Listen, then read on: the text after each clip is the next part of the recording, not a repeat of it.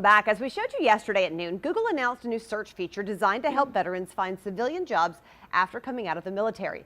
Technology consultant Francie Black is here to show us how it works.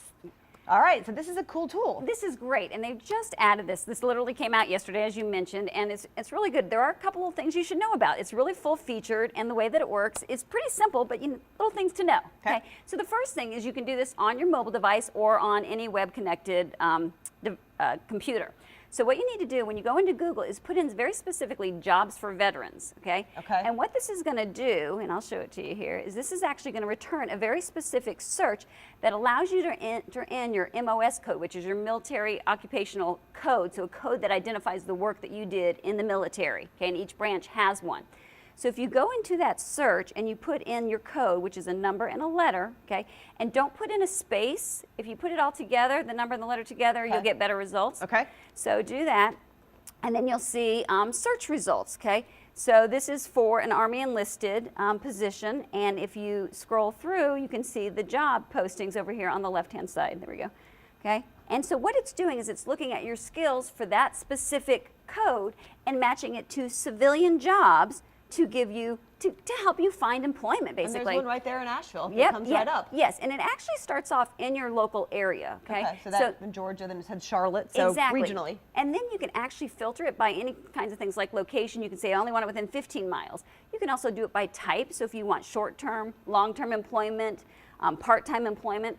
The other thing that you can do, which I think is really great, is you can kind of see where the salaries are and whether or not it's a trending, if it's going up or going down in employment. So for training manager, it's going up, and the average salary of that's pretty high. And you can scroll through these and get those, get some information on those types of jobs. Okay. Now, a couple other key things. This is really important. Is down here in the bottom left. See where it says "Get alerts for this search." Right. So you can actually get email notifications when new jobs are posted. So you can be one of the first people to hear about it. Right. Be on that to apply for it. The other thing that you can do is you can actually save these jobs. So if it's something you're interested in, you want to come back and apply, you can save it. If you log in with your Google account, you'll get those notifications, and then you can always come back and reference them here under saved and alerts. So really good stuff.